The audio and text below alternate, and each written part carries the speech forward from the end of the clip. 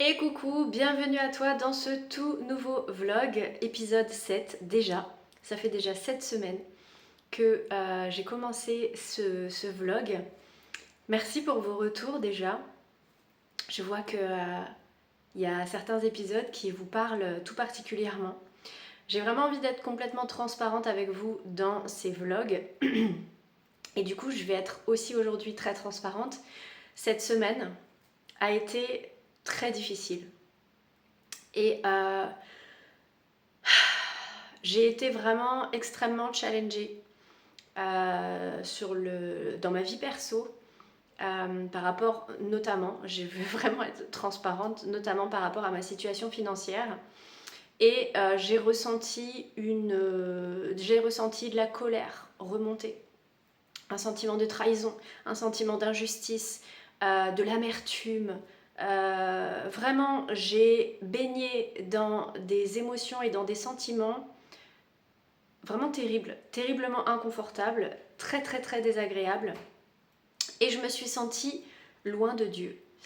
Et c'est franchement désagréable. Et ça va mieux depuis ce matin.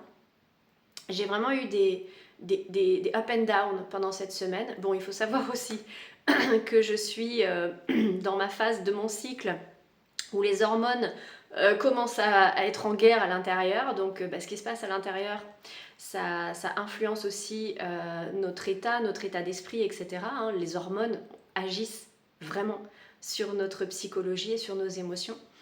Et le fait de traverser tout ça en permanence, seule, tout en devant gérer la vie de maman solo, les problèmes financiers, etc., par moments, c'est écrasant. C'est complètement écrasant et par moments, je bois la tasse. Par moments, je bois la tasse. Et donc, j'ai vraiment eu beaucoup de colère, d'amertume, etc. parce que je fais tout pour obéir à Dieu. Je fais tout pour trouver des solutions, etc. Et en fait, il y a un espèce de combat intérieur entre obéir à Dieu, qui parfois me demande des choses qui semblent être risquées, voire même dangereuses, pour ma situation financière, etc. C'est contre-intuitif. Et donc prendre des risques et ne pas voir les résultats.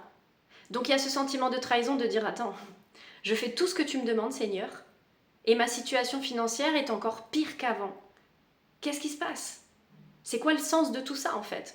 Et dans un épisode précédent, je vous avais parlé du fait que j'avais décidé de me lancer dans un autre projet professionnel en particulier. Je vais vous dire ce que c'était. Ma situation financière était donc très compliquée il y a quelques mois déjà. Et donc quand je faisais la cartomancie, etc., je gagnais bien ma vie. Et un jour, Dieu m'a fait comprendre que je devais arrêter ça. Et je sentais déjà depuis quelques temps que je me sentais plus trop alignée avec cette activité, etc. J'ai déjà parlé de tout ça, je vais pas revenir là-dessus. Donc j'ai arrêté. Sauf que du jour au lendemain, ma source de revenus principale est partie à la poubelle. D'accord? Elle est partie à la poubelle. Donc je me suis dit, c'est pas grave, Dieu va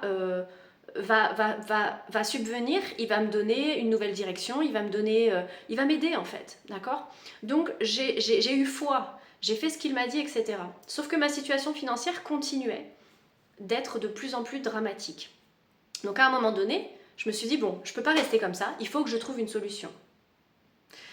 J'ai donc décidé de commencer à rechercher des offres d'emploi sur Internet, d'accord? Et là, je suis tombée sur une annonce qui parlait de devenir agent commercial en immobilier. Et je me suis dit, tiens, c'est un métier qui m'aurait plu à un moment donné de ma vie. J'adore les maisons, j'adore les appartements. Pendant un moment, je voulais travailler dans la décoration d'intérieur, etc. C'était très la mode quand j'étais au lycée, avec l'émission Des Échos de Valérie Damido, etc. Et je m'y voyais grave. Et comme j'ai pas fait d'études, etc., je me suis dit, bon, tant pis, c'est pas grave. Et bref, je suis allée sur d'autres chemins, j'ai fait d'autres expériences professionnelles, etc. Et là, je me suis dit, tiens, pourquoi pas aller dans l'immobilier? J'avais quand même des résistances par rapport à ces métiers parce que j'avais beaucoup d'idées reçues par rapport à ces métiers. Voilà, on nous dit que l'immobilier, c'est vraiment un métier. Tout ce qui est commercial, en fait, on nous dit que c'est un monde de requins, etc. Sauf que, il s'avère que j'avais les mêmes a priori sur les assurances et sur la banque. D'accord? Et il s'avère que je connais des personnes qui travaillent dans les banques et dans les assurances et que ces personnes m'ont parlé de leur métier et que ces personnes sont passionnées par leur métier et sont passionnées par le fait d'aider véritablement leurs clients, de les aider à se protéger, de les aider à être en sécurité, etc. Donc ça a changé ma façon de voir les personnes qui travaillent dans ces milieux-là. Et du coup, je me suis dit, bon, peut-être que l'immobilier, c'est pas forcément un monde qui est complètement pourri, qu'il y a des bonnes personnes et qu'il y a peut-être une bonne façon de pratiquer ce métier. Donc je me suis dit, ben, allons-y. Donc j'ai postulé. Dans la même journée, j'ai reçu 3 appels de 3 sociétés différentes qui voulaient m'embaucher, etc. Donc j'ai passé des entretiens, j'ai choisi une entreprise et j'ai été formée, etc., etc. Et pendant 3 mois, j'ai fait des formations, j'ai été sur le terrain, j'ai fait de la prospection, j'ai fait de la recherche immobilière pour des gens et tout. Et pendant 3 mois, c'est long 3 mois, je n'ai touché rien du tout. Je sais que ce métier peut mettre du temps à démarrer. Mais pendant 3 mois, tout était bloqué. Et en fait, j'ai fait ce choix-là en me disant, je ne veux pas faire payer les formations que je fais, mais j'ai besoin de gagner ma vie. Je suis maman célibataire de 3 enfants, je n'ai pas de compagnon, je ne peux pas me reposer sur quelqu'un dans la matière pour m'aider, je dois trouver des solutions par moi-même, etc. Donc je me suis dit, il faut que je trouve un boulot, etc. Donc je suis allée dans ce métier-là en me disant, ça va être en gros le métier qui va sponsoriser mes besoins et ceux de mes enfants et de ma famille, et c'est aussi ce qui va me permettre de pouvoir continuer à créer du contenu, à partager des newsletters gratuites, à partager des formations gratuites, à partager du contenu gratuit tous les jours sur les réseaux sociaux, à continuer le vlog, etc., etc., qui ça, me permet pas de vivre en sécurité en fait. Financièrement, là, c'est la banqueroute. Mais vraiment, c'est-à-dire que j'étais tellement dans un état de stress ces derniers temps que je n'arrêtais pas d'avoir le cou, la nuque bloquée, le dos bloqué, des problèmes de digestion, des problèmes de sommeil, des problèmes de peau, enfin, mon corps criait, hurlait au secours. Au secours. Le stress me rongeait en fait. Et le truc c'est que 3 mois sont passés et finalement ce métier me faisait perdre de l'argent parce que je devais payer un forfait pour bénéficier des outils métiers, etc. En fait, ça me demandait beaucoup de temps, d'investissement, en énergie, en charge mentale, en investissement financier, etc. Ça me demandait d'investir. Et je sais que si j'avais persévéré, ça aurait fini par payer. Mais je me suis rendu compte que ça ne me correspondait pas, que ce n'était pas un métier qui était fait pour moi, que ce n'était pas là où j'étais le plus efficace. Et donc, à un moment donné, je me suis arrêtée et j'ai demandé à Dieu, est-ce que tu veux que je continue dans l'immobilier? Et là, j'ai entendu un non. Je t'ai jamais demandé d'aller dans l'immobilier, c'était une décision, c'est moi qui ai pris cette initiative. Je n'ai pas consulté le Seigneur quand j'ai pris cette initiative. Je me suis dit, je dois trouver des solutions. Plutôt que de prier Dieu pour qu'il me donne des solutions, pour qu'il me donne des idées, des inspirations, j'ai pris les devants. Parce que j'étais en stress, parce que j'étais en panique, parce que j'étais comme le peuple hébreu qui est devant la mer, avec l'armée égyptienne qui arrive, et en me disant, je vais me faire trucider en fait là, il faut que je trouve une solution. Sauf que Dieu, dans ce moment-là, il leur dit, soyez calmes et sachez que je suis Dieu. Et c'est Dieu qui va ouvrir la mer, et c'est Dieu qui va les protéger, c'est Dieu qui va ensevelir l'armée égyptienne et qui va sauver son peuple. C'est pas les humains qui vont se battre, tu vois. Et moi, j'ai voulu me battre contre l'armée toute seule. J'ai voulu, et forcément, je me suis perdue en chemin, je me suis blessée, je me suis épuisée à vouloir être sur tous les fronts, à vouloir gérer 2 entreprises, à vouloir gérer ma vie de famille, ma vie de maman célibataire, etc. J'ai sombré. Sauf que pendant un moment, je voulais pas le voir. Je voulais pas voir que en fait, j'étais en train de m'enfoncer. Et que toute l'énergie que je mettais dans cette nouvelle activité pour gagner de l'argent m'éloignait de ce que je devais vraiment faire en fait. Et de me reposer sur Dieu pour subvenir à mes besoins et pour trouver des solutions. Mais comme j'avais l'impression que ma situation ne faisait que empirer, j'ai pris peur et j'ai pris les devants. Donc finalement, j'ai pris la décision de rompre mon contrat avec cette entreprise et d'arrêter l'immobilier pour me concentrer à fond sur mon activité sur les réseaux sociaux, continuer à partager les messages, etc. et faire confiance à Dieu qui va m'aider à trouver des solutions. Donc j'ai obéi quand je lui ai demandé est-ce que je dois continuer dans l'immobilier, qui m'a dit non, arrête. J'ai arrêté et encore une fois, ma situation financière a continué à chuter. Et là, cette semaine, j'ai eu de la colère parce que je suis arrivée à un tel point où, malgré que je fournis des efforts incroyables tous les jours, je suis fidèle, je fais tout ce que je peux pour fournir du travail, etc. Pour obéir aux conseils et aux consignes que Dieu me donne, etc. Et je n'en voyais pas le fruit. Je n'en voyais pas les résultats sur ma situation financière en particulier, parce que sur plein d'autres choses, je vois déjà les résultats. Sur ma vie de famille avec mes enfants, sur plein de choses, j'en ai déjà parlé dans les autres épisodes, mais je vois plein de résultats positifs sur plein de choses depuis que je suis Dieu. Mais Dieu ne nous promet jamais que ça va être facile de le suivre. Au contraire, il nous avertit que ça risque d'être difficile et qu'on va souffrir pendant un peu de temps. J'ai déjà lu ce verset, je sais plus de quel passage de la Bible il est tiré, mais il y a un passage de la Bible qui nous dit « Vous allez souffrir un peu de temps et ensuite Dieu va vous rendre inébranlable ». Donc oui, on va être soumis à l'épreuve du feu. Oui, mais c'est pour nous renforcer et c'est pour nous apprendre aussi à lâcher prise et à nous en remettre uniquement à lui. Ah, tu vois, et Dieu me rappelle encore et encore, là depuis ce matin, il me rappelle cet épisode de The Chosen où Judas est en train de paniquer parce qu'il se rend compte que le plan de Dieu, le plan de Jésus est Dieu, mais bon bref, le plan de Jésus ne correspond pas au plan que lui avait imaginé, et donc il commence à paniquer et il commence à essayer de chercher des solutions par lui-même. Et il commence à essayer de convaincre les autres disciples de se rallier à sa cause pour faire le plan que lui a imaginé que Jésus devrait faire. Et là, Pierre, il lui répond « Judas, je t'aime, mais ta tête est trop pleine de tes idées. Jésus sait ce qu'il fait en fait. Fais-lui confiance. » Et finalement, Judas ne va pas lui faire confiance et il va trahir Jésus, etc. Tu vois, donc à vouloir faire les choses par nous-mêmes, à vouloir prendre nos propres idées et les mettre en application sans consulter le Seigneur, c'est mauvais. Et Dieu me l'a montré je ne sais pas combien de fois, dans je ne sais pas combien de situations différentes. Mais l'être humain, on a besoin de se prendre le mur 50 fois avant de comprendre que si on veut arrêter de se prendre le mur, il faut se décaler, tu vois. Il faut suivre le chemin que Dieu trace en fait. Et ça ne veut pas dire que le chemin que Dieu nous trace va être facile. Oui, tu vois, ce matin, j'étais en train de prendre le petit déjeuner avec mes enfants et mon fils de 7 ans a dit que lui, il voulait pas aller au collège et qu'il voulait directement aller au lycée.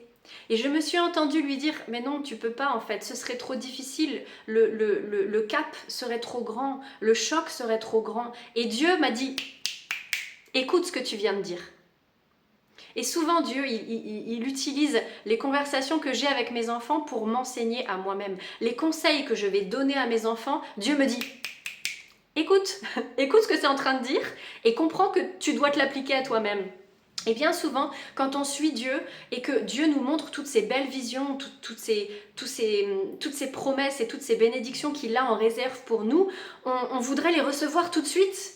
On voudrait que ce soit tout de suite, que ce soit maintenant, mais on n'est pas prêt à recevoir ce que Dieu a prévu à la fin pour nous. Et à la fin, ça ne veut pas dire à la fin de l'ascension, si tu veux, ça ne veut pas dire à la fin de notre vie, mais à la fin de l'ascension, Dieu va nous faire gravir des sommets.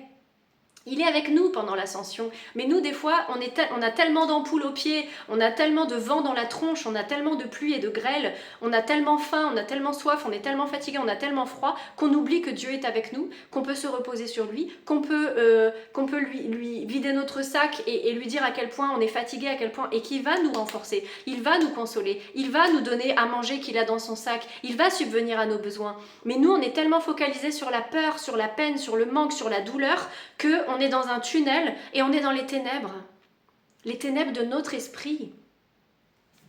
Et Dieu, dans la Bible, Dieu nous montre que même quand les disciples sont sur le bateau et que c'est la tempête, qu'il y a des vagues, ils ont peur pour leur vie.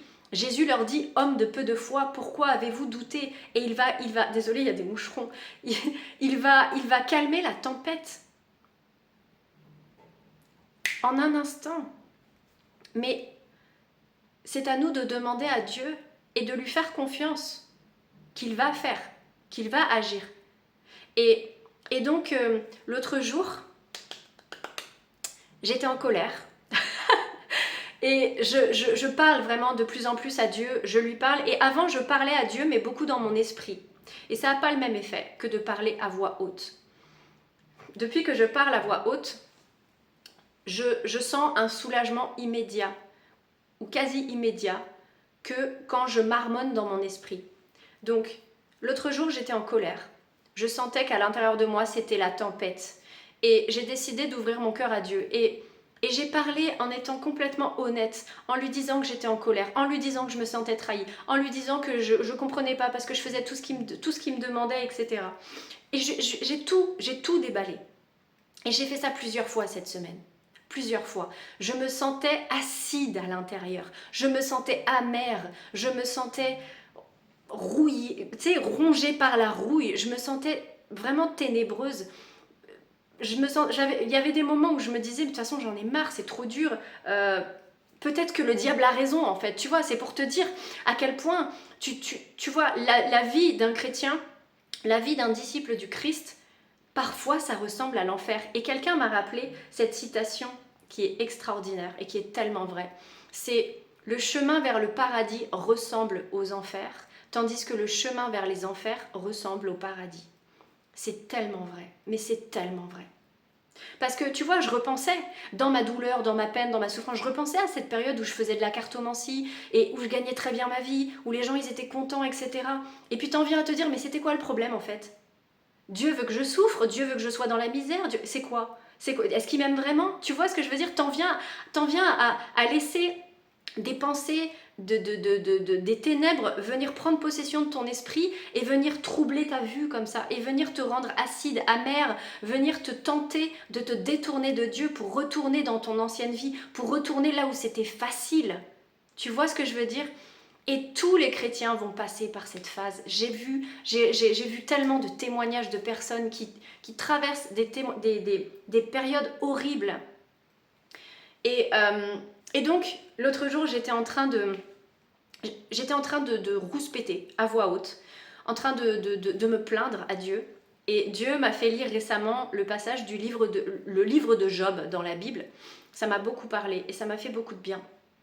Dans le livre de Job, Job est quelqu'un de bon, est quelqu'un d'intègre, est quelqu'un de juste, est quelqu'un de généreux, etc., etc., est quelqu'un d'aimant.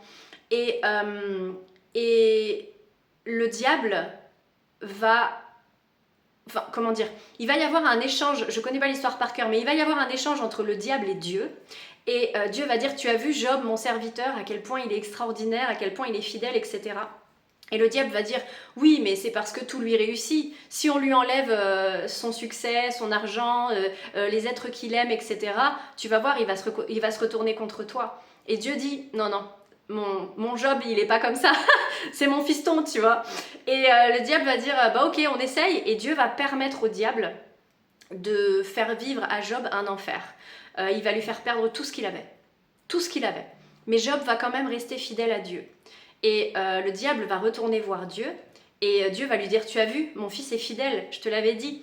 Et le diable va dire, oui, oui, mais tu vas voir que si on s'en prend à lui physiquement et qu'on le met dans la douleur, là, il va se retourner contre toi. Et donc Dieu permet au diable de venir faire souffrir Job physiquement.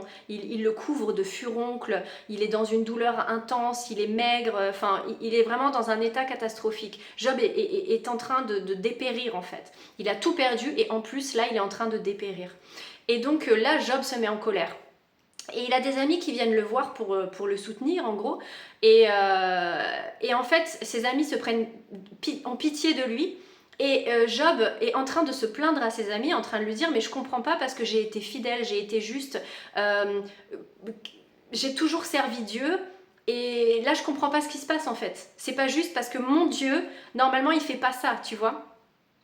Et, euh, et en gros, ses amis vont lui dire, bah si tu vis tout ça, c'est forcément que tu as péché, mais tu veux pas le reconnaître. Tu vois, ils lui disent ça. Et lui, il est là, mais non, c'est pas vrai, j'ai pas péché, je suis bon, je suis juste, etc. Et Job va même dire à Dieu, si j'ai péché et que je m'en rends pas compte, mais montre-le-moi, que je puisse me repentir pour mes péchés, etc.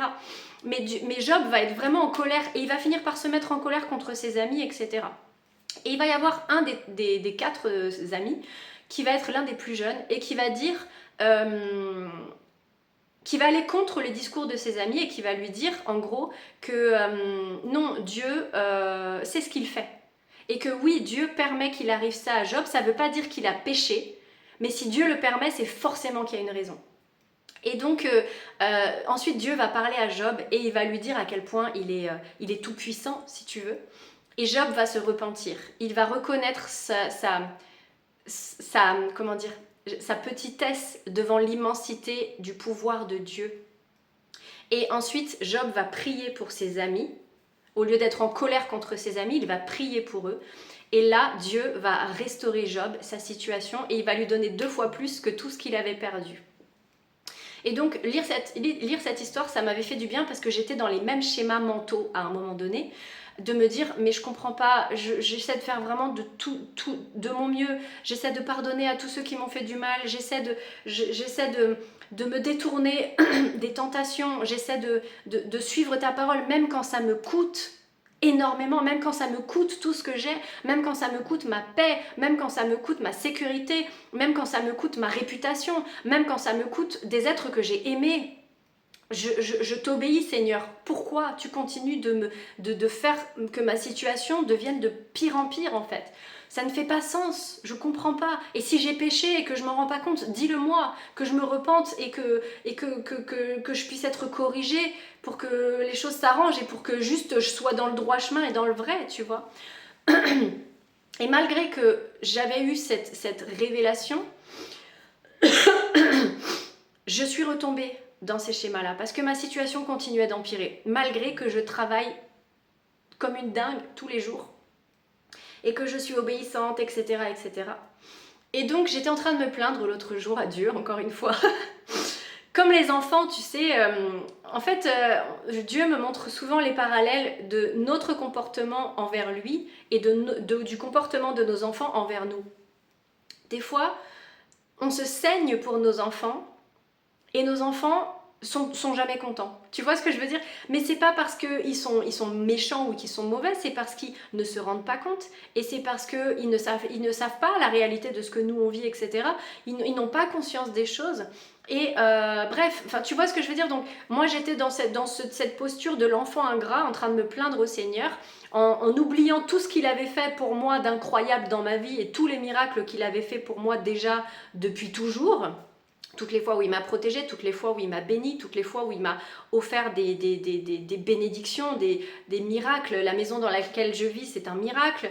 Enfin bref, toutes les fois où il m'a bénie, j'avais mis ça de côté et j'étais là en train de me plaindre parce que j'avais pas encore reçu mes cadeaux, quoi, mes prochains cadeaux, tu vois.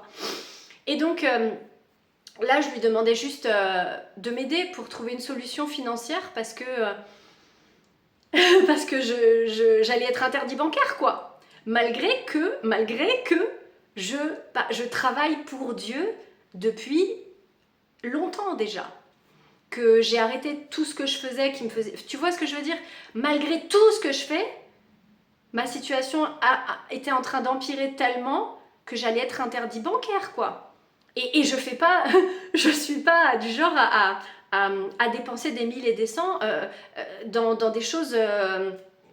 comment dire, qui vont me détruire, tu vois. J'ai arrêté l'alcool, je fume pas, tu vois, je me drogue pas, je dépense pas de l'argent dans des futilités à longueur de temps, je fais pas n'importe quoi, tu vois. Je suis quand même diligente, etc. Donc j'étais là mais en train de me dire, et en train de dire à Dieu, mais je comprends pas en fait. Qu'est-ce que t'attends de moi de plus? Qu'est-ce que je peux faire de plus? Je vois pas. Parce que quand j'ai essayé de trouver des solutions par moi-même, ça tombait à l'eau, ça me faisait perdre de l'argent et c'était encore pire. Donc qu'est-ce que je peux faire? Qu'est-ce que je dois faire? Qu'est-ce que tu attends de moi? Je comprends pas en fait. Et donc à un moment donné, j'entendais pas de réponse immédiatement. Donc j'ai dit, bah tu sais quoi, de toute façon, moi, j'ai fait ma part. Tu vois, j'ai fait ma part. Moi, là, franchement, si tu me reproches quelque chose, dis-le moi et je vais corriger. Mais là, je vois pas. Je vois pas ce que je fais de mal. Je vois pas là où j'ai péché et où ça mérite autant de douleur, de souffrance et de punition, etc. Donc là, je vois pas. Donc j'attends. Voilà, moi je bouge plus. Tu sais où trouver. Et quand tu as envie de me donner des réponses, bah, je suis là, hein. N'hésite pas surtout, n'hésite pas. Et donc finalement, après avoir fait ça, j'ai senti quand même un soulagement de me dire, bon, bah, de toute façon, voilà, moi j'ai vidé mon sac, je lui ai dit ce que je pensais, je lui ai dit ce que j'avais sur le cœur, j'ai fait ce que je pouvais faire à un moment donné, j'ai obéi quand il me disait d'arrêter, enfin, etc., etc. Donc maintenant, les cartes sont plus entre mes mains en fait. Et j'ai ressenti un soulagement. Et là, je suis passée à autre chose, et j'étais en train de faire ma vaisselle, je crois. Et là, j'étais en train de repenser au fait que, il y a un certain temps, j'avais commandé sur internet des affiches pour mettre dans la chambre de mes enfants. J'ai envie de transmettre la parole de Dieu à mes enfants. J'ai pas envie de le faire d'une façon endoctrinale, j'ai envie de le faire d'une façon suggestive et douce. J'ai envie de leur proposer les enseignements de Dieu, mais pas faire du gavage d'oie en fait. Tu vois, j'ai pas envie de les forcer à intégrer la parole de Dieu. Mais j'ai envie de leur en parler et j'ai envie de les faire évoluer dans un milieu familial où on partage les enseignements de Jésus, où on agit conformément aux enseignements de Jésus, etc. Et donc j'ai envie de faire rentrer la lumière de Dieu dans mon foyer, dans ma maison et dans le cœur et l'esprit de mes enfants, d'accord? Et donc je me suis dit, moi, ça m'aide, tu vois, je vais te montrer, là j'ai une affiche là, c'est un verset de la Bible. C'est un verset de la Bible qui m'aide. Et les moments où je suis dans le mal, etc., il y a eu plein de fois où il a suffi que mon regard se pose sur cette affiche pour que tout de suite, je ressente un soulagement. Ça marchait pas à tous les coups, mais ça a marché de nombreuses fois. Des fois ça marche, des fois j'ai besoin d'autre chose pour retrouver cet apaisement, mais plein de fois ça m'a aidé. Dans certaines des pièces de ma maison, j'ai j'ai des images de Jésus. Dans d'autres pièces, j'ai une photo qui est imprégnée de lumière, qui me fait penser à Dieu, etc. J'aime dans chaque pièce de ma maison avoir des rappels de la présence de Dieu, d'accord? Et donc je me suis dit, j'aimerais que mes enfants dans leur chambre, ils aient un rappel visuel de la présence de Dieu dans leur vie, dans leur cœur, dans leur esprit, etc. Et donc, je suis allée voir sur, je vais le dire, sur le TikTok Shop. Sur le TikTok Shop, j'avais commandé cette affiche parce que n'ayant pas beaucoup de revenus, c'est pas cher. Voilà, ils sont carrément, désolé, mon truc il bouge. Au niveau des prix, c'est très compétitif, sauf que ça vient de Chine ou du Japon ou je ne sais où. Donc, c'est pas bon pour la planète, ça vient de très loin, etc. La qualité n'est pas extraordinaire. Si je vous montre l'affiche de près, c'est pas génial. C'est pas génial du tout. Mais les prix sont imbattables. Voilà, parce que les coûts de production là-bas sont pas chers, etc. Et potentiellement, les personnes qui travaillent dans ces entreprises sont pas forcément bien traitées. Donc, j'avais commandé là-bas. J'étais pas super alignée avec ça. Mais je me suis dit, on fait avec les moyens qu'on a, d'accord? Voilà, bon bref. C'est pas forcément la meilleure réflexion possible, hein, j'en ai conscience. Mais du coup, j'avais commandé. J'avais fait une première commande. Je l'avais reçue et moi, ce qui comptait sur ce moment-là, je cherchais pas à avoir de la super qualité, je cherchais à avoir un repère visuel en fait pour m'aider dans les moments où j'étais vraiment en proie à de la guerre spirituelle quoi et où j'avais besoin d'un soutien. Et donc je me suis dit, je vais refaire une commande et cette fois je vais prendre pour mes enfants parce que j'ai vu l'effet positif que ça avait sur moi. Et donc j'ai commandé. Sauf que, premièrement, les affiches étaient en anglais et mes enfants ne parlent pas anglais. Ils sont pas bilingues. Donc je me suis dit, bon, c'est pas grave, je leur traduirai ce qui a marqué dessus. Mais je me suis dit, bon, l'effet va quand même peut-être être limité s'ils comprennent pas ce qui a marqué dessus. Mais je me suis dit, bon, c'est pas grave, on fait avec ce qu'on a. L'intention de base, elle est intéressante. Et donc, j'ai commandé. Donc c'était en anglais, l'affiche me plaisait pas, elle n'était pas transcendante quoi, mais elle contenait un message qui moi me parlait et que j'avais envie de transmettre à mes enfants. Donc j'ai commandé, sauf que la commande s'est perdue, je n'ai jamais reçu ma commande. Bon, j'ai été remboursée, mais je n'ai jamais reçu ma commande et j'avais acheté des cadres pour les encadrer, etc. Donc j'ai encore les cadres sont vides et tout ça. Et je me suis dit, bah zut, quand même, moi, l'idée de base était bonne. J'ai vraiment envie d'avoir ces affiches pour mettre dans la chambre de mes enfants, pour qu'ils aient cette connexion à Dieu, qu'ils aient ces rappels, etc. Et en fait, donc là, l'autre jour, après avoir vidé mon sac, j'étais en train de faire la vaisselle et d'un coup, mon regard se tourne vers les affiches, pas les affiches, mais les cadres qui sont vides. Et je me suis dit, oh, ça m'énerve, ça aussi, j'avais commandé mes affiches et je les recevrai jamais, zut. Et en fait, je me suis dit, est-ce que je repasse la commande ou pas? Je me suis dit, bah non, financièrement, là, c'est encore pire qu'il y a 3 mois ou il y a 2 mois quand j'avais fait la commande. Donc je me suis dit, non, là c'est pas le moment de faire la commande. Et donc je me suis dit, l'affiche c'était vraiment, c'est pas cher, hein, mais tu rajoutes les frais de port, etc. La qualité mauvaise, le fait que ça vient de je ne sais où, que ça pollue la planète, etc. Je me suis dit, bon non, pas bonne idée. Et là en fait, j'ai entendu Jésus me dire, crée-les toi-même. Et là, Dieu m'a montré comment les créer moi-même, avec un logiciel sur un ordinateur, etc. Et ensuite, de faire avec une entreprise qui fait de l'impression à la demande. Comme ça, il n'y a pas de stock, il n'y a pas de gaspillage. C'est eux qui s'occupent des livraisons et des expéditions, etc.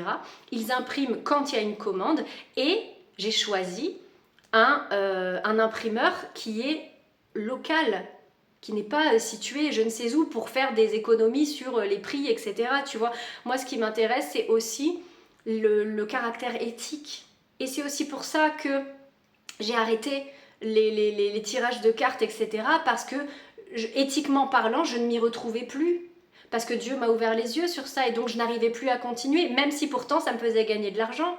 Tu vois, il y a une chanson, je crois, de Josiah Quinn qui dit en gros, je préfère être pauvre mais être avec toi, Seigneur, plutôt que d'être riche et d'être loin de toi. Bah, c'est l'état d'esprit dans lequel je suis aujourd'hui. Donc oui, je suis prête à renoncer à la richesse, etc.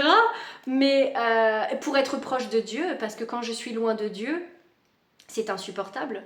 Mais Dieu, aide-moi s'il te plaît à au moins être dans la sécurité financière pour mes enfants et moi. Et donc là, Dieu m'a envoyé cette image de moi en train de créer ces affiches. En plus des affiches que je trouvais sympa, mais pas vraiment totalement à mon goût. Donc je me suis dit, ben, c'est génial. Je vais faire les affiches comme moi je les aime. Je vais faire d'une façon qui est éthique et qui me correspond. Et en plus, je vais pouvoir partager ces affiches à ceux qui veulent les acheter aussi. Ceux qui vont avoir besoin qui vont avoir besoin comme moi d'avoir des rappels de la présence de Dieu pour imprégner leur intérieur et leur maison de l'amour et de la lumière et de la vérité, de la parole de Dieu à travers des versets, à travers des jolies illustrations, etc. qui nous permettent de nous connecter en un clin d'œil à la présence de Dieu. Personnellement, moi, ça m'aide. Je sais que ça va aider mes enfants, etc. Donc je me dis, bah, c'est gagnant pour tout le monde en fait. Donc là, cette semaine, j'ai aussi commencé à travailler là-dessus. Donc j'ai créé à peu près 15 affiches qui sont disponibles en différents formats. Donc moi j'ai créé les designs, je me suis inspirée de choses qui me plaisaient, etc. Je ne suis pas designer, d'accord, je n'ai pas fait d'études de design, mais j'ai choisi des versets qui me plaisaient, j'ai créé certaines illustrations, je me suis inspirée de certains designs qui me plaisaient, etc. Et j'ai créé mes propres affiches avec des couleurs qui me plaisent, etc., que j'afficherai chez moi. Et donc là, je n'ai pas de stock, mais vous pouvez passer commande. Et c'est cette entreprise qui va imprimer votre commande et qui va l'expédier. Vous allez la recevoir chez vous. Donc les prix sont un peu plus chers que si vous commandez sur le TikTok Shop ou sur Wish ou sur Temu ou sur ces autres plateformes qui viennent des pays asiatiques ou je ne sais où, mais qui potentiellement polluent, qui potentiellement exploitent des gens, qui polluent les villes dans lesquelles ils sont implantés. Enfin, tu vois ce que je veux dire? Donc Après, je suis pas là pour faire de la politique, hein. Moi, je te parle de mes propres convictions. Je préfère aujourd'hui, même si, voilà, moi aussi, hein, j'ai acheté cette affiche là-bas, sur ces sites-là, parce que c'était, au niveau des prix, c'est super attractif. Mais après, bah, intérieurement, je me sens pas super alignée. Je me sens pas super alignée parce que je ne sais pas quelles sont les conditions de travail des gens là-bas, etc., etc. Tu vois ce que je veux dire? Donc, j'ai envie de contribuer au changement. Donc là, j'ai choisi une entreprise qui a plusieurs sièges en Europe et qui imprime, quand tu vas passer ta commande, quand tu vas mettre ton adresse, ça va en gros envoyer, si je comprends bien le principe, hein, mais je crois que c'est ça, envoie la commande à l'entreprise, à l'imprimerie qui est située le plus proche de chez toi. Comme ça vient pas de milliers de kilomètres de chez toi. Donc les délais de livraison sont beaucoup plus courts, c'est beaucoup plus sérieux au niveau de la livraison, etc. etc. Donc, et la qualité est meilleure. La qualité est meilleure, donc faut pas se leurrer en fait. Quand le prix il est tout rikiki, c'est que la qualité elle est pourrie, c'est que potentiellement c'est pas éthique, etc. etc. Donc là j'ai vraiment essayé de faire en sorte que les marges soient vraiment limitées, mais c'est aussi une idée que Dieu m'a donnée qui pourrait m'aider à subventionner ma vie de mère célibataire et aussi me permettre de continuer à fournir des contenus gratuits, parce que tout ce que j'offre c'est gratuit aujourd'hui. Et je reçois énormément de messages de personnes qui me disent continue. Des fois c'est arrivé, là cette semaine c'est arrivé que j'ai pas posté pendant 2 jours. Un jour parce que j'étais avec mes enfants et que j'avais une journée qui était tellement chargée que je n'ai pas eu le temps de poster. Et le deuxième jour, j'ai voulu poster, mais il y a eu un bug sur Instagram, ma vidéo n'a jamais été téléchargée. Et j'ai reçu un message de quelqu'un qui m'a dit ça fait 2 jours que vous n'avez pas posté, on vous attend. Oui, mais je fais tout gratuit, tu vois, c'est fou en fait que je fais tout gratuit, j'offre des newsletters tous les jours, j'offre des vidéos quasiment tous les jours depuis 1 an et demi, 2 ans. Et, Dieu m'a dit de faire tout gratuit et de demander des dons, d'accord? Et je trouve que c'est juste dans le sens où, moi personnellement, il y a eu des moments de ma vie où j'ai cherché à croître, à grandir, à m'éduquer sur certains sujets, etc. Et j'ai consommé énormément de contenu gratuit sur les réseaux sociaux. D'accord? J'ai consommé aussi des mini-formations offertes, etc. J'ai fait partie de ceux qui consomment du contenu gratuit et qui s'en servent pour s'en nourrir et pour grandir et croître et progresser. Donc je comprends qu'on ait besoin de ça. Mais là où c'est compliqué, c'est que moi, je donne tous les jours des newsletters. Je prends sur mon temps de vie, sur mon énergie, je fournis du travail, ça demande du travail de faire des vidéos tous les jours, de poster ça sur toutes les plateformes, de faire des newsletters tous les jours. Et je suis pas en train de me plaindre, hein, parce que j'aime ce que je fais, parce que ça a du sens pour moi, parce que je suis tellement heureuse de partager les enseignements que je reçois de Dieu pour moi. Je sais qu'ils peuvent parler à d'autres personnes, donc j'ai envie de les partager. Mais il faut pas se leurrer, ça prend du temps, ça prend de l'énergie. Ça prend de la charge mentale, ça fatigue aussi, c'est du temps de vie que je donne gracieusement et gratuitement à des milliers de personnes que sur les réseaux sociaux, tu vois. Mais le jour où je poste pas, on vient toquer dans mes DM pour me dire hey, tu fais quoi là? Bah j'étais avec mes enfants ou bah j'ai eu un bug sur... Tu vois, enfin c'est fou en fait, tu donnes. Et à côté de ça, moi, dans ma vie de famille, dans ma vie financière, je vis dans un stress horrible parce que du coup, bah, je donne tout en gratuit. Et donc, dans le fait de donner, Dieu m'a montré de créer des modes de paiement qui soient vraiment pour tous les budgets. C'est-à-dire qu'on peut donner à partir de 3 euros. On peut donner 3 euros une fois, on peut donner 3 euros tous les mois et on peut donner jusqu'à, je sais plus combien j'ai mis, c'est 300 ou 500 euros. Et pareil, tu peux donner une fois ou tu peux donner tous les mois. Tout le monde n'a pas de problème financier. Il y a des gens qui consomment mes contenus, qui gagnent très bien leur vie, tu vois, et qui m'envoient des messages pour me dire merci, c'est super, etc. Et en attendant, moi, je suis là en train de pleurer et d'avoir des problèmes de cervicale à cause du stress, d'être rongée par le stress, parce que je ne peux plus vivre.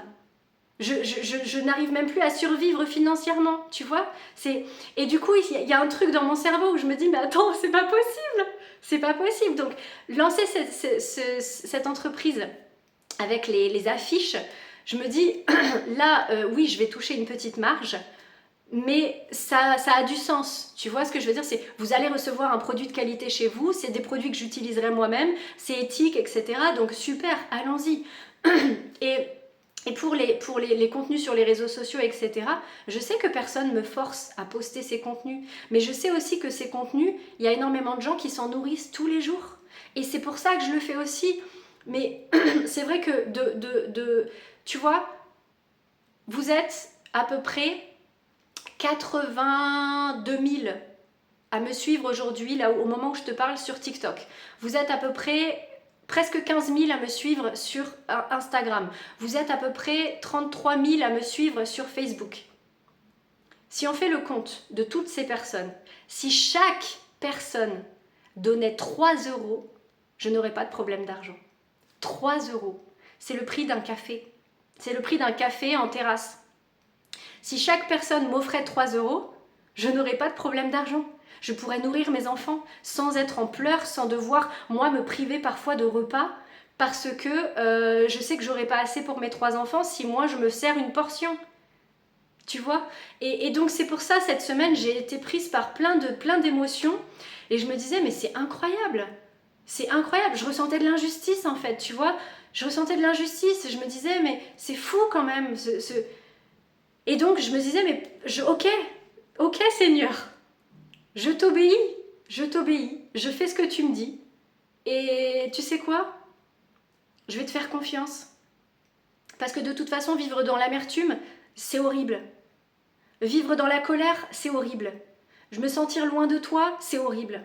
Donc tu sais quoi, Seigneur? Une fois de plus, je dépose tout à tes pieds, je m'allonge à tes pieds et je te fais confiance. Parce que je préfère être, moi, me priver de repas et continuer à nourrir mes enfants, etc., mais être avec toi, Seigneur, que d'être riche, mais loin de toi, et de pas réussir à dormir la nuit parce que j'ai vendu mon âme au diable. C'est hors de question. C'est hors de question. Je refuse. Donc, du coup, je suis revenue dans cet état de paix de l'esprit, de me dire, tu sais quoi, Seigneur, j'ai confiance en toi. Je ne sais pas quel est ton plan exactement. Tu m'as montré plein de belles choses, tu m'as fait plein de promesses, tu m'as montré plein de visions extraordinaires. Et je ne sais pas comment tu vas le faire, mais j'ai confiance en toi. Et je vais juste obéir en fait. Comme un enfant qui n'a pas à gérer. Tu vois, Dieu nous demande de nous comporter avec lui comme avec des enfants. C'est-à-dire que quand tu étais chez tes parents, c'est pas toi qui subvenais à tes besoins. C'est tes parents qui travaillaient, c'est tes parents qui faisaient à manger. Tu vois ce que je veux dire? Donc là,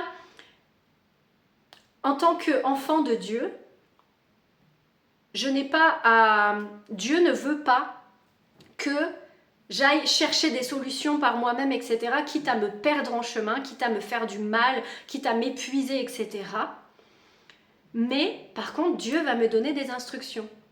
Et moi, mon rôle, c'est juste d'obéir. Et forcément, des fois, tu vas pas voir les résultats tout de suite. Et ça, c'est rageant. Et il y a des moments où tu vas te dire, mais est-ce que j'ai bien fait de faire confiance là? Et le pire, c'est que, bah oui, en fait, on a été trahis. On a tous été trahis par des êtres humains qui nous ont fait des promesses et qui ne les ont pas respectées, qui nous ont dit qu'on pourrait toujours compter sur eux et qui ne l'ont pas fait, voire même qui se sont retournés contre nous et qui nous ont fait du mal, etc., etc. Donc, on a tendance à se comporter de la même façon avec Dieu, avec Jésus. Quand les choses deviennent difficiles, on a tendance à se dire, mais en fait, il s'est foutu de moi. Pas du tout. C'est juste que le timing de Dieu, c'est pas le même que le nôtre. Et Dieu a des plans qui sont plus grands que nous, que notre esprit, que notre intelligence, en fait. Et on est là à vouloir essayer de comprendre pourquoi il nous fait faire telle chose, etc. Suivre Jésus, ça fera pas toujours sens. Ça, c'est clair. Ça, c'est clair. Et tu vas passer pour un fou parfois. Tu vas passer pour quelqu'un d'inconscient, pour quelqu'un d'irresponsable, etc. Parce que Jésus va à contre-courant de ce monde qui est dirigé par les ténèbres et par l'argent, etc. Tu vois? Donc, quand tu fais pas les choses comme tout le monde, parce que Jésus te demande de faire des choses différentes, tu vas passer pour un fou. Tu vas passer pour un fou. Et ben, c'est pas grave. Ça va pas te tuer de passer pour un fou. Et j'ai déjà connu des moments difficiles financièrement, etc. Et finalement, Dieu a toujours trouvé des solutions. Il y a toujours eu des solutions. Là, ma maman m'a aidé un peu financièrement pour que je puisse éviter l'interdiction bancaire et que mes charges puissent être prélevées sur mon compte. Donc des solutions arrivent. Bien sûr que c'est pas l'idéal. Bien sûr que j'ai honte à 35 ans que ma maman m'aide financièrement. Et bien sûr que je voudrais pouvoir m'en sortir toute seule. Mais ça fait tellement d'années déjà que je galère toute seule. Donc c'est ok des fois de recevoir de l'aide aussi. Et ça c'est dur des fois à accepter. Et bien sûr que je travaille, je lâche pas l'affaire, je travaille, je crée des projets que Dieu me dit de créer, etc. Mais ça va pas forcément exploser du jour au lendemain. Tu vois d'ailleurs la série The Chosen, ils ont commencé tout petit, ils ont commencé avec du crowdfunding, c'est-à-dire qu'il y avait des gens qui te faisaient des dons. Ils ont commencé tout petit et c'est seulement des années plus tard que ça a explosé et que ça a pris l'ampleur que ça a aujourd'hui, que maintenant la série est traduite dans 50 langues différentes, etc. Tu vois, ils ont commencé tout petit et ils ont traversé énormément de difficultés. J'ai regardé des interviews du créateur de la série, il explique. Des fois ça faisait pas sens, des fois ils avaient l'impression qu'il fallait mieux qu'ils arrêtent, des fois ils avaient l'impression qu'ils n'y arriveraient jamais au bout, des fois ils avaient l'impression qu'ils n'avaient pas les ressources nécessaires pour faire ce qu'ils avaient prévu de faire, ce qu'ils avaient imaginé, etc. Ils ont fait face à tellement d'adversités avant que la série devienne le succès qu'elle est aujourd'hui. Ben, tu crois que pour toi ça va être différent? Ben non, toi aussi Dieu va te donner des idées, mais tu vas devoir t'accrocher, tu vas devoir affronter des difficultés, tu vas devoir persévérer, tu vas devoir avoir la foi, tu vas devoir mettre en pratique le lâcher-prise et la confiance absolue en Dieu, en son plan. Et ça va prendre du temps avant que la graine devienne un arbre. Mais accroche-toi. Qu'est-ce que je voulais dire? Je sais plus. J'ai perdu le fil de ma pensée. Mais oui, en fait, c'est pas parce que tu ne vois pas les résultats tout de suite que Dieu t'a menti, que Dieu t'a trompé ou que tu es sur le mauvais chemin. Dieu veut t'emmener à des sommets, mais pas forcément les mêmes sommets que le diable va te promettre. Le diable, il va t'appâter avec des choses qui vont être faciles, alléchantes, accessibles. Sauf que pour y arriver, tu vas devoir vendre ton âme. Dieu, il va te promettre de belles choses aussi. Pour y arriver, tu vas devoir perdre ton ego. Tu vas passer par des phases d'humiliation, tu vas passer par des phases de perte, de deuil, où tu vas avoir le sentiment que tu as tout perdu. Tu vas avoir le sentiment que tu as tout perdu. Parce que tout ça, tout ce que tu avais, c'était basé sur ton ego, c'était basé sur le profit, c'était basé sur... Et tu n'en avais même pas conscience, tu vois. Tu n'en as pas forcément conscience. Et donc Dieu va t'emmener sur des nouveaux chemins. Et par moments, quand tu marches dans quelque chose d'inconnu, t'as pas de repère. Donc t'es là, attends, t'es sûr qu'on est sur la bonne route là? Parce que ça fait flipper ton chemin. Hein. T'es sûr Seigneur? Parce que là, on dirait qu'il y a des ronces et des épines partout. On va se faire bouffer en fait. On est où là? Non, crois-moi. Je t'emmène sur le bon chemin. Mais des fois, tu vois, c'est comme Pierre, quand Jésus lui dit de venir le rejoindre sur l'eau, Pierre va sortir du bateau et tout le temps qu'il a le regard fixé sur Jésus, ça va bien se passer. À un moment donné, Pierre va tourner le regard, il va regarder autour de lui, il va voir les circonstances terribles, il va voir que c'est la tempête, il va voir qu'il marche sur l'eau, il va flipper, il va couler instantanément. Et il va appeler à l'aide et Jésus va le secourir et il va lui dire « Homme de peu de foi, pourquoi as-tu douté ?»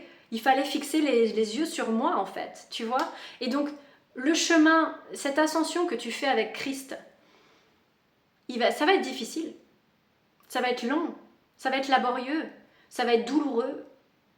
Mais au final, je suis convaincue que ça en vaudra l'effort, que ça en vaudra la peine, que ça en vaudra les sacrifices. Parce que une fois que tu auras reçu ces bénédictions, déjà Dieu, pendant tout le chemin, il te prépare psychologiquement, émotionnellement, etc. à recevoir tout ça et à savoir le garder une fois que tu l'as et à faire en sorte que ça ne te détruise pas. Parce que le diable, la gloire qu'il va te donner, etc., ça va te détruire.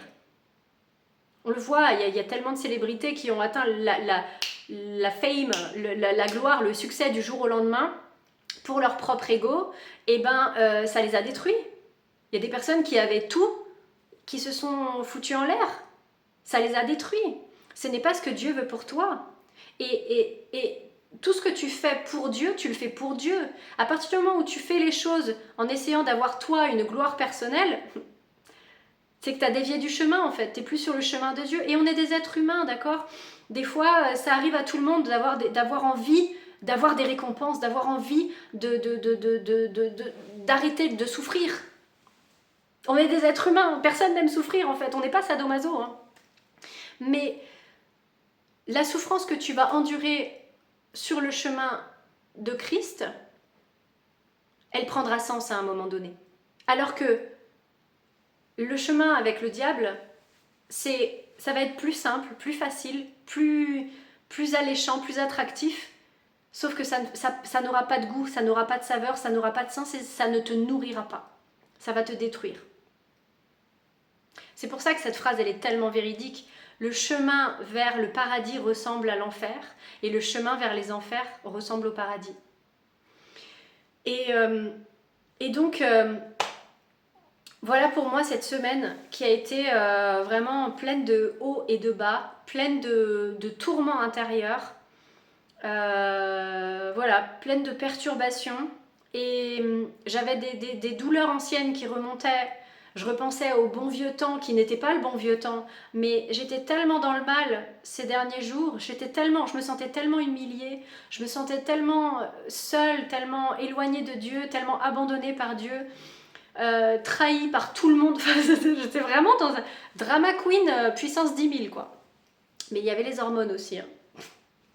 Mais pas que, voilà. Et du coup, il y avait plein de souvenirs, plein de colère qui est remontée, etc. Et puis, jusqu'à ce que je vide encore mon sac, que je parle à voix haute, que je parle à Dieu, que je lui dise ma souffrance, ma peine, mon désarroi, mon sentiment de trahison, que je vide mon sac pour que la paix revienne, que Dieu me rende la paix que j'avais laissée tomber en chemin, de laquelle je m'étais détournée. Et j'ai confiance qu'il va faire en sorte que ma situation s'arrange. Je sais que tout ce qu'il me fait faire, c'est pour mon bien.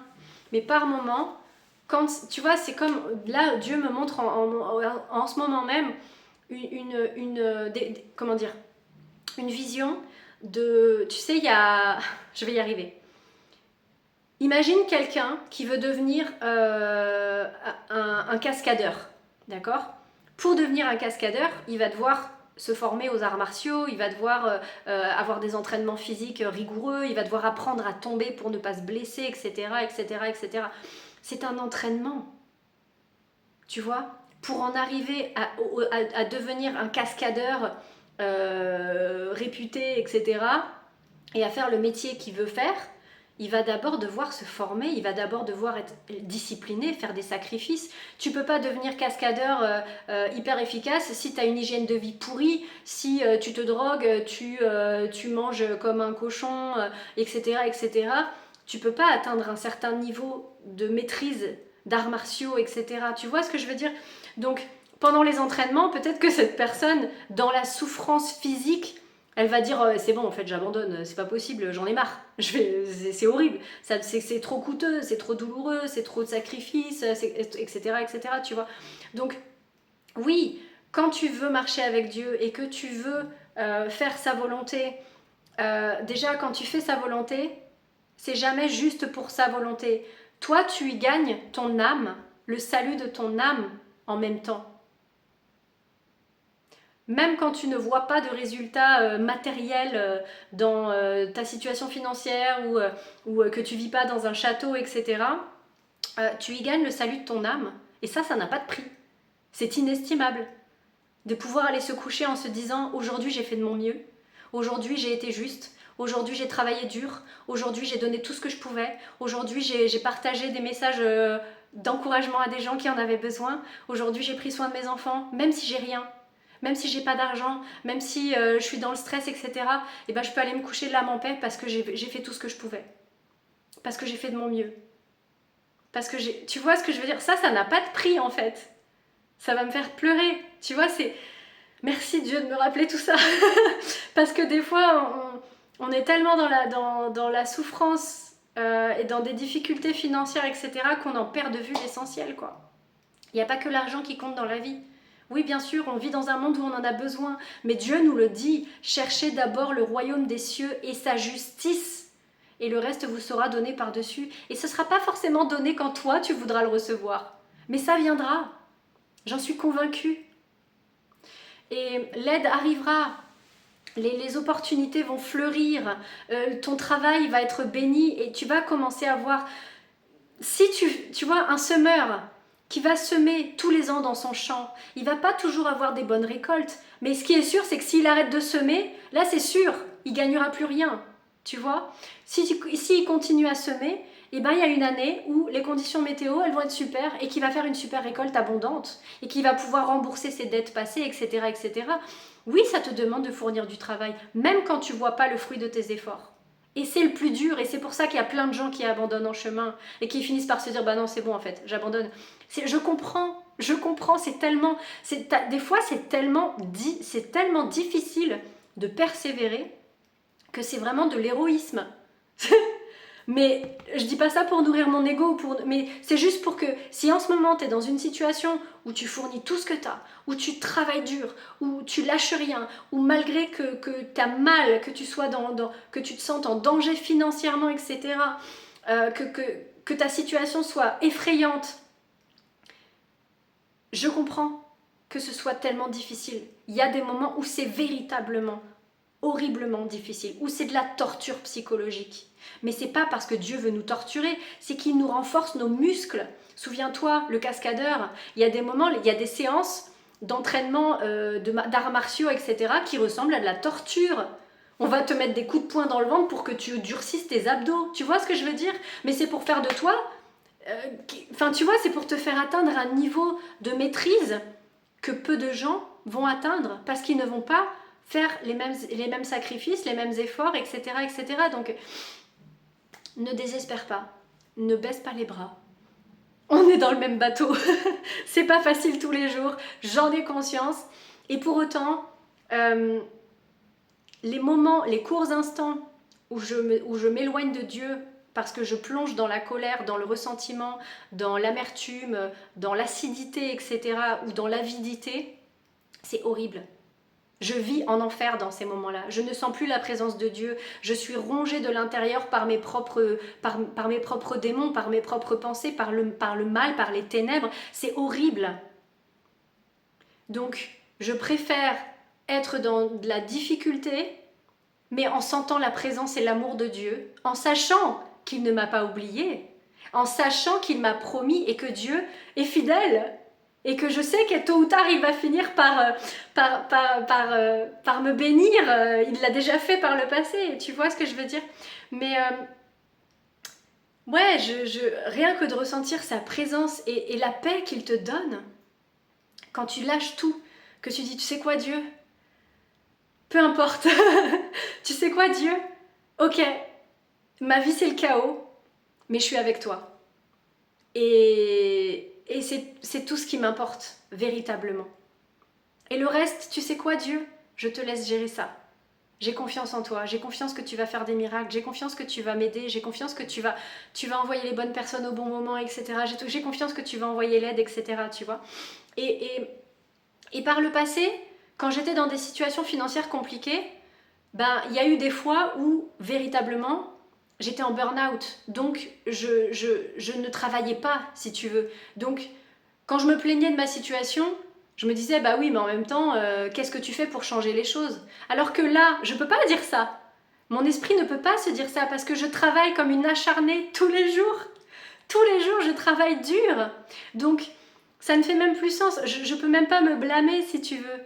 Parce que je fournis tout ce que j'ai, parce que je travaille, parce que j'ai essayé de trouver des solutions, parce que je fais, quand Dieu me montre une vision, j'y vais. Quand Dieu me dit arrête ça, j'arrête, je suis obéissante, tu vois ce que je veux dire? Donc je sais que tôt ou tard ça va payer en fait. Mais c'est juste que des fois on est impatient, des fois, et puis voilà, on a envie de nourrir notre ego, on a envie de s'en sortir tout seul. C'est humiliant de recevoir de l'aide, c'est humiliant de recevoir des dons de personnes, c'est humiliant, donc on n'a pas envie. On a envie de gagner notre argent par nous-mêmes, on a envie de gagner plein d'argent, on a envie de pouvoir dire qu'on s'en sort tout seul comme un grand dans la vie, etc. Bien sûr, mais Dieu veut pas nourrir notre ego. Dieu veut nourrir notre âme. Donc il va pas faire les choses de la même façon que le diable, tu vois. Il va faire tout à l'opposé. Donc c'est pas facile parce qu'on vit dans un monde où on nous vend le succès comme un accomplissement personnel, on nous vend la célébrité comme l'accomplissement personnel ultime, le succès ultime, etc. C'est d'être milliardaire, d'avoir des super montres. On s'en fout de ça. C'est pas ça qui va rendre les gens heureux en fait. Il y a des gens qui ont tout, mais qui sont vides. Et qui sont malheureux et qui utilisent leur argent dans des choses qui les détruisent, dans de l'alcool, dans de la drogue, dans de la prostitution ou ce genre de choses. Je n'envie pas ces personnes-là, j'ai même envie de prier pour ces personnes-là pour qu'elles trouvent Dieu. Tu vois ce que je veux dire? Attention à ne pas se laisser aveugler par ce que nous vend la société. Voilà pour l'épisode d'aujourd'hui, 1 heure. Je réfléchis si j'ai d'autres choses à partager, mais je crois qu'on a fait le tour. Donc, j'ai pas fait cet épisode pour me plaindre. C'est difficile pour moi de me livrer avec autant de vulnérabilité et de transparence. On vit dans un monde où on a envie de se montrer sous le meilleur jour. Et là, je vous partage encore une fois que j'ai été dans l'ego, que j'ai été dans la complainte, que j'ai été en colère, que j'ai été tentée d'abandonner Dieu, tu vois. C'est pas facile pour moi, je vous parle de mes problèmes d'argent, je vous parle du fait que ma mère m'a aidée, etc. C'est potentiellement humiliant, mais j'ai pas envie d'en avoir honte parce que je sais dans mon fort intérieur que je suis alignée et que même si c'est pas facile, je sais que ça finira aussi par payer. Je sais que Dieu me fait pas traverser tout ça juste il fait pas ça pour me détruire, au contraire, il fait ça pour me reconstruire, pour me construire différemment, pour me faire lâcher tous ces désirs qui sont pas sains, pour m'emmener vers quelque chose qui est sain, pour m'emmener vers quelque chose qui vient de lui. Mais ça demande de l'investissement personnel. Ça demande que je sème, ça demande que je m'occupe du champ, ça demande que je me présente tous les jours pour prendre soin de mon champ, pour prendre soin de mes plantations, etc., pour les voir fleurir. Et puis aussi parce que, tu vois, Dieu me rappelle cette image. Tu vas atteindre un sommet, d'accord? Tu veux gravir l'Everest. Et si tu as les moyens de payer un hélicoptère pour aller au sommet de l'Everest, et que, au contraire, à l'inverse, quelqu'un va gravir l'Everest, mais en partant d'en bas, qui va faire la randonnée, l'ascension, tu vas avoir des paliers. Tu vas pas pouvoir aller en un jour au sommet parce qu'il y a des paliers d'acclimatation. Sinon, tu fais un œdème cérébral et tu crèves. Donc, tu vas devoir vivre un enfer pour faire l'ascension. Mais une fois que tu es au sommet, la saveur, nous les êtres humains, on a le goût de l'effort. Quelqu'un qui va payer un hélicoptère pour l'emmener au sommet et quelqu'un qui va faire l'ascension, qui va avoir des ampoules aux pieds, etc., ça va pas du tout être la même saveur de la victoire. C'est pas une victoire, enfin tu vois ce que je veux dire, c'est pas pareil Donc, réjouis-toi du chemin, même si c'est difficile, même si tu as des ampoules aux pieds, etc. Et je te dis ça, je me le dis pour moi aussi, c'est un rappel, tu vois.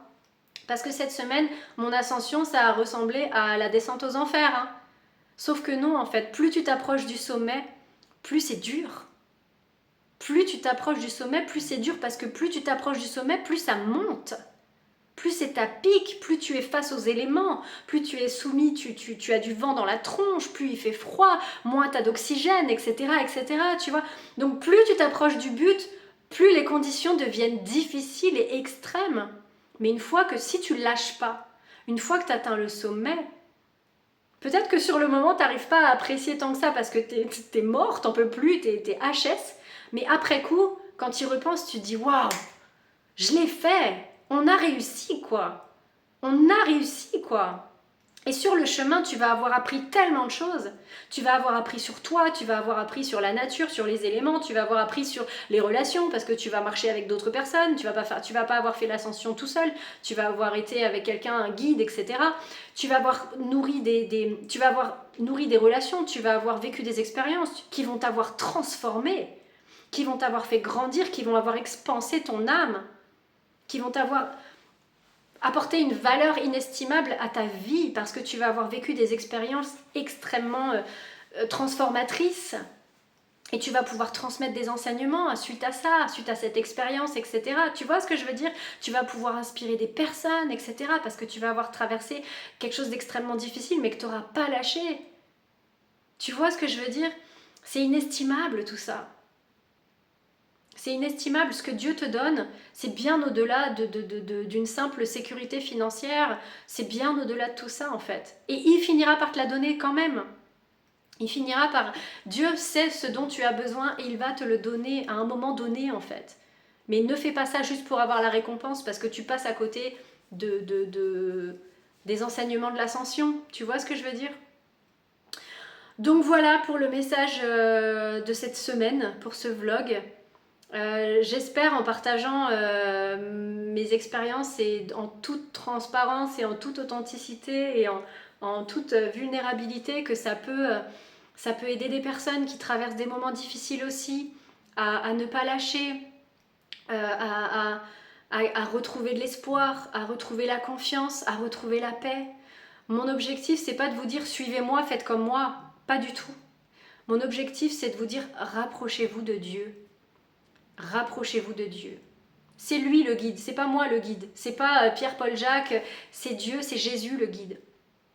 Il n'y a que quand je suis Jésus, quand je suis ses enseignements et que je les applique, que je suis en paix. Parce que même les moments où je gagnais très bien ma vie avec la cartomancie, etc., il y a des moments où j'étais torturée. Parce que je commençais à me poser des questions sur cette activité, etc. Donc malgré que j'avais de l'argent, ben, je dormais pas super sereine. Hein. Aujourd'hui, j'ai plus d'argent à l'heure actuelle, au moment où je te parle, mais je dors tranquille, dans le sens où je me sens alignée avec moi-même. Je sais que je fournis des efforts, je sais que mes messages que je partage aujourd'hui, ils aident des personnes, etc. La gloire n'est pas à moi, la gloire est à Dieu. C'est Dieu qui m'envoie les messages, c'est Dieu qui m'envoie les inspirations, c'est Dieu qui m'envoie les visions, c'est Dieu qui m'envoie l'inspiration de créer les affiches. J'ai pas de mérite, mon seul mérite c'est de obéir à Dieu. Tu vois? Donc je suis pas en train de vous dire suivez-moi, faites comme moi, etc. Non, non, non, non, non, non, non, pas du tout, pas du tout, pas du tout. Et ça c'était la moi d'avant. C'était la moi d'avant qui était tellement blessée, qui avait tellement de choses à se prouver à elle-même, qu'elle voulait être admirée, qu'elle voulait montrer aux gens comment elle avait fait pour s'en sortir, etc. Alors qu'en fait, elle avait la tête sous l'eau, tu vois. Mais je m'en rendais pas compte. Il y a un film qui sort là avec Pierre Ninet, je crois, qui parle de ça, qui s'appelle Gourou, qui parle de tous ces maîtres du développement personnel qui créent des méthodes extraordinaires. Alors je suis pas en train de dire que tout le monde est comme ça, hein, attention, hein. Mais déjà à partir du moment où quelqu'un vous dit suivez-moi, plutôt que de dire suivez Jésus.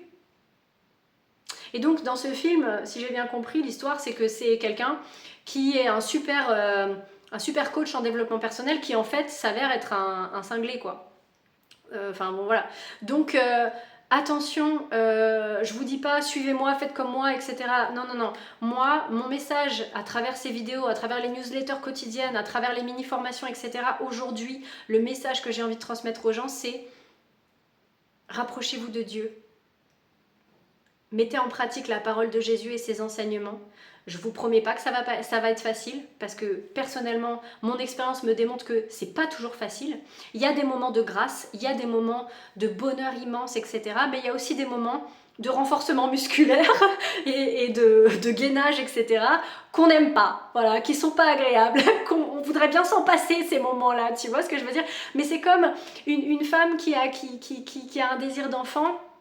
Ben, il y a des femmes qui vont vivre la grossesse d'une manière extraordinaire, d'autres qui vont pas supporter la grossesse. Personnellement, je fais partie malheureusement des femmes qui ont eu beaucoup de souffrances pendant la grossesse et qui n'ont pas aimé être enceinte.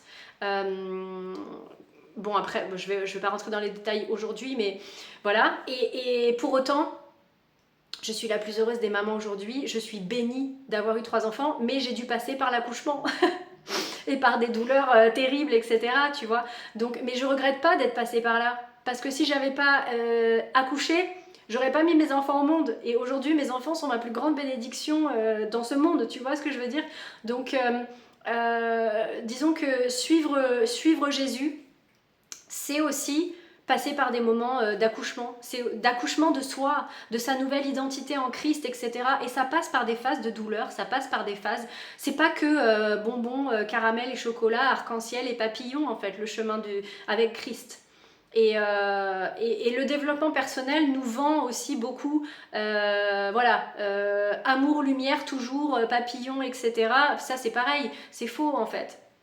Donc, mais le chemin de Jésus, c'est pareil, tu vas vivre la crucifixion.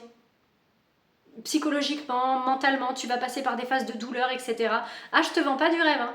J'ai bien conscience. Mais par contre, ce que je te dis, c'est que ça en vaut le coup. Et j'en suis convaincue. Et pourtant, je suis pas encore sortie d'affaires. Pourtant, je suis encore dans des moments difficiles, tu vois. Mais je sais que ça va s'arranger. Parce qu'il y a des moments déjà, dans les moments durs, il y a des moments de grâce. Il y a des moments de connexion avec Dieu qui sont incroyables et qui sont inestimables. Vraiment. Voilà, on va s'arrêter là-dessus pour aujourd'hui. J'espère que ça vous aura parlé. Pour ceux que ça intéresse, je vous mets le lien vers ma nouvelle boutique d'affiches chrétiennes faites avec amour, pensées pour moi et mes enfants. Et donc, c'est vraiment des affiches qui moi me parlent, que je vais aussi commander pour mes enfants parce que je n'ai pas de stock à la maison, c'est pas moi qui les imprime, etc. Donc je vais devoir acheter mes propres créations. Donc voilà, je vais aussi commander des affiches pour mes enfants quand mes finances me le permettront. Et donc notamment les affiches, vous allez voir, il y a une affiche qui s'appelle Dieu dit que je suis version fille. Et il y a une affiche Dieu dit que je suis version garçon. C'est exactement ces affiches-là que j'ai créées pour mes enfants, pour mettre dans leur chambre. Les autres affiches, c'est des affiches que j'afficherai volontiers chez moi, etc. Je vais en créer d'autres. J'ai aussi envie de créer d'autres objets inspirés de Jésus, de Dieu, de paroles saintes de la Bible, etc. pour amener ça dans notre quotidien parce que oui, la vie n'est pas tous les jours facile et avoir des mots de réconfort et de soutien de Dieu sous les yeux, ça fait du bien. Et ça aide à tenir le cap, ça aide à tenir bon, ça aide à rester dans l'amour et dans la confiance et dans la foi. Et c'est pour ça que j'ai obéi quand Dieu m'a dit de créer ça parce que ça fait sens. Ça fait sens pour moi et parce que je sais que si ça me parle, je sais et que si ça m'aide et que si ça parle à mes enfants, j'ai montré les affiches à mes enfants, ils adorent. Et donc je sais que si ça me parle, que ça m'aide, que ça parle à mes enfants et que ça aide mes enfants, je sais que ça peut aider d'autres femmes, d'autres familles, d'autres enfants, etc. J'essaie aussi de créer des affiches pour les hommes notamment, hein. C'est pas que pour les femmes, j'ai envie de vraiment faire pour tous les goûts. Donc je vais continuer à travailler sur différents modèles, etc. Mais ceux que j'ai déjà mis en ligne, je les trouve déjà super. Donc je suis hyper excitée de vous présenter ce nouveau projet et j'espère que ça vous plaira autant que ça me plaît à moi. Des bisous.